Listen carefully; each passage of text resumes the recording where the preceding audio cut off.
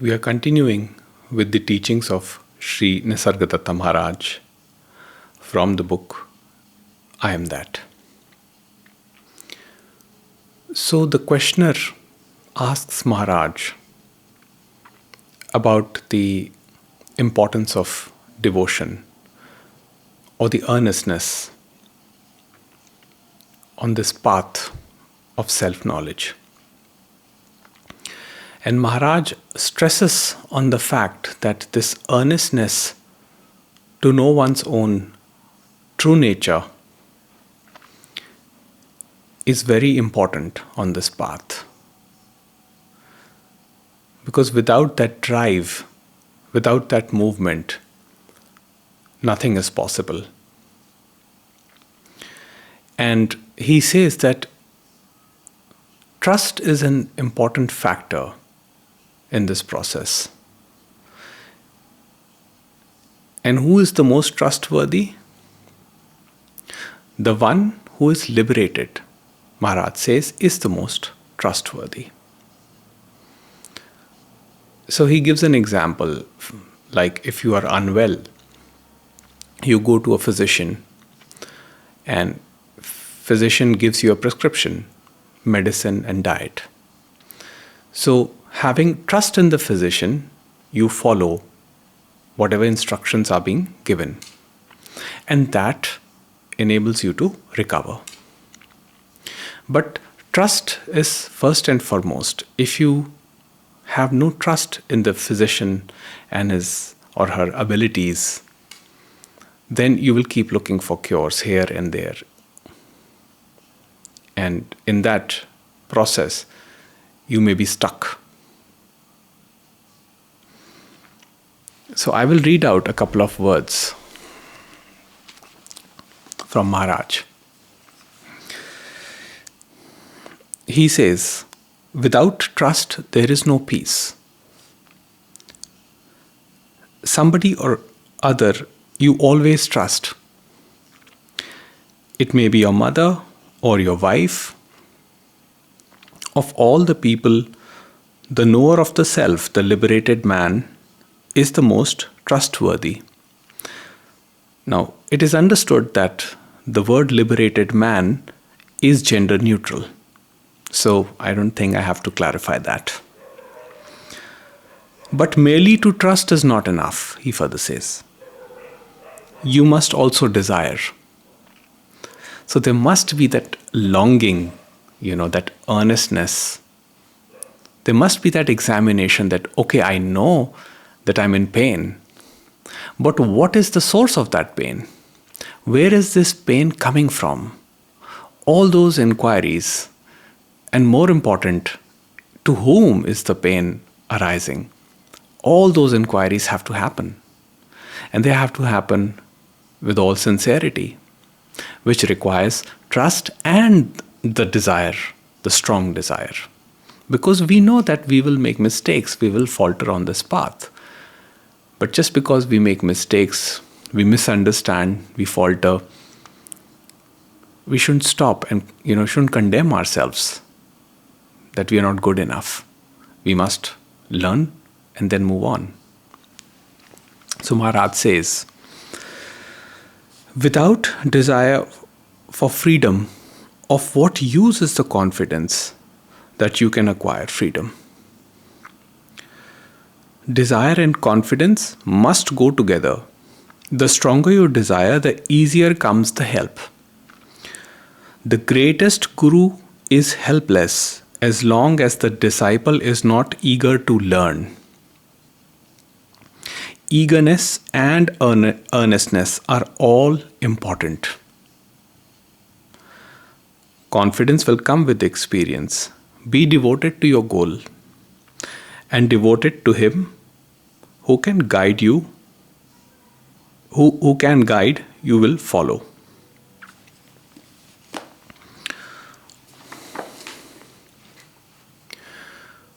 Guru, a teacher, whoever you have faith in,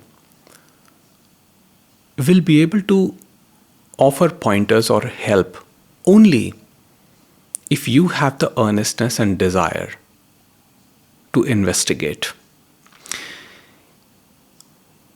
If you are merely there for entertainment, speculation, or just because you have nothing better to do,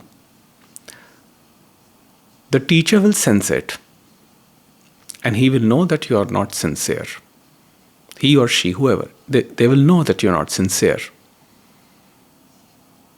And accordingly, they will respond. Even if they want you to realize the truth, they are helpless if you're not willing to go inwards and investigate. If that earnestness, that desire to know who I am is not there, if I am caught in some superficial thought, which I know is not going to help, even if I get a solution to it, then there is nothing that the Guru can do. Let's take an example.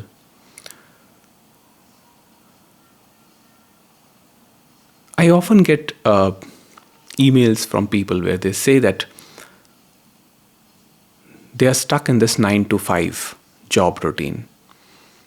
And that is why they cannot investigate. They don't have time for investigation.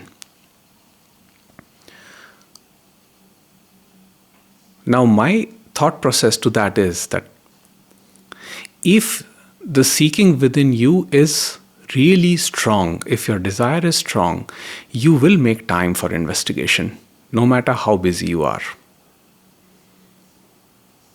There will be no excuse. But if you don't want to, if you're just identified with your suffering and you just don't want a solution but to simply cry and say that I'm stuck, I'm in pain, I want out, but I don't have time because I'm busy with 9 to 5 with this and that. And of course, you can take out time for entertainment and for other things, which you know very well. But you say you don't have time to investigate. So in that case, the teacher will not be able to help. In fact, even the teacher will not take any interest. Because they will know that you are always there with some excuse, with some stories. It's okay to be like that if you are like that. This is not a character flaw. This is just what happens. In fact, every seeker goes through this phase. The awakening initially is unsettling for many seekers. They want answers and they are confused sometimes. And they are scared also. How will I make money? How will I earn a living? What will I do? So the fear is also genuine. But then the seeking, the movement, that desire to know the truth is also not that strong at that stage. But eventually, as one sees the reality for what it is, and as it brings more and more peace and harmony in daily living, one starts to become sincere. One starts to investigate with a stronger desire. At some point, they don't even care if they lose a job or a relationship or anything, because the appeal for the truth is the strongest. Simply this investigation, who I am.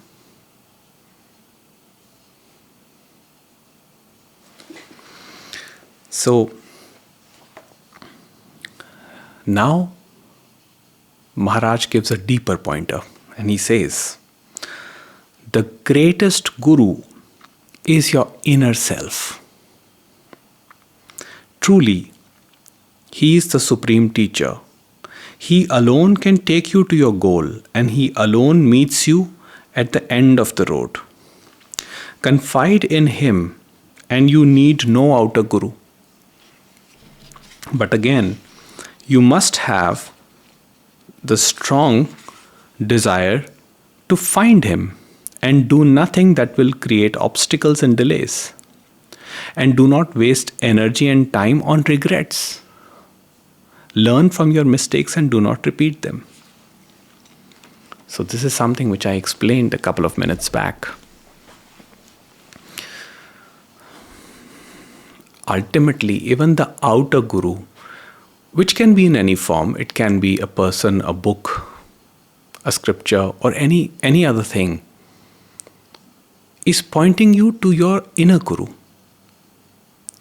In the quietness of that inner silence, there is tremendous knowledge, which is the self-knowledge. It is not acquired, but it is tapped into as the mind becomes quiet. So all these teachings are simply facilitating for the mind to be quiet so that reality can be glimpsed.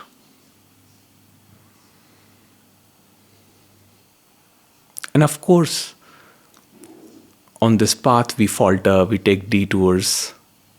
Sometimes we change the teacher, sometimes we change the teaching. Some of you will listen to this lecture from me and then maybe go to some other teacher and listen to some other lecture, which is all fine. It's all part of the process. But when you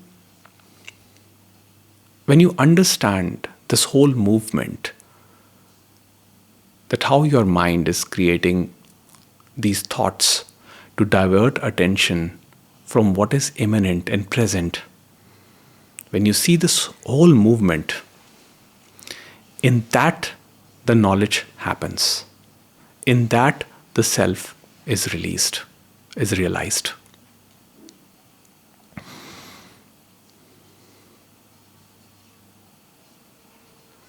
But it begins with trust and desire, as Maharaj says. If there is no trust, if one doubts oneself and says, I don't know if I want this or not, I have to do this, I have to do that, I have so many things to do, work, job, relationships, and rightly so, then how do I make time for investigation? Well, if you really want to, you will make time for investigation. While traveling in the bus or in the car, while standing in the queue, while moving between one cabin of your office to another cabin, while walking from parking to your office, while going for lunch, while going for dinner, any moment that you can find, the inquiry will happen. And it will happen with all sincerity. Who am I? What is my purpose? Why am I here? What is this happening? What is this whole movement? All these things.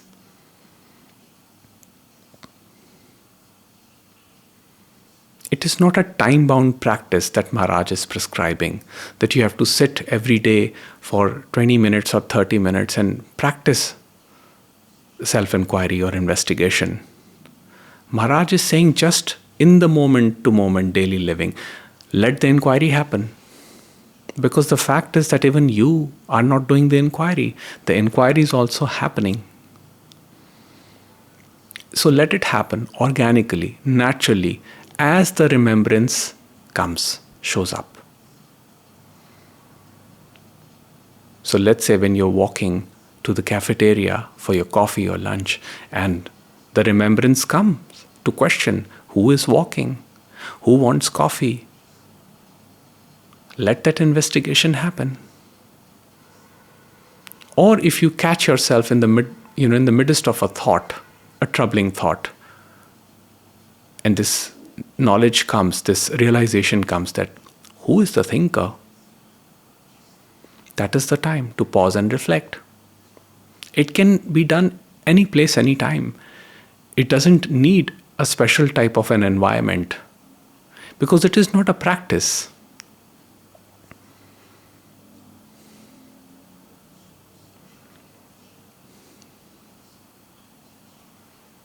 But yes, one begins with this intention, with this trust that investigation will lead to something. That I understand that my current situation is problematic, that I do suffer, that I am bound to my identifications, and I want to get to the root of it. And I do sincerely feel that my mind is fragmented, and that fragmented mind is ruining my relationships, it's disrupting my peace. Therefore, I must know what is the source of that fragmentation.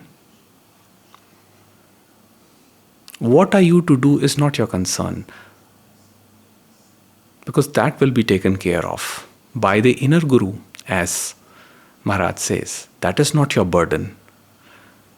But to investigate is, that is something you need to do. Beyond that, it is not in your control. When it happens, how the realization comes about is not in your control. But whenever the thought of investigation comes up, allow that to happen. And do it with all sincerity, with all earnestness. And you will think that you are making a mistake. Don't get caught up in that web of the thinking mind. Just proceed. Don't live in regrets. This is what Maharaj just now said. Do not live in regrets. That's the mind. Again, creating a fragment. Observe it and move further. Keep investigating.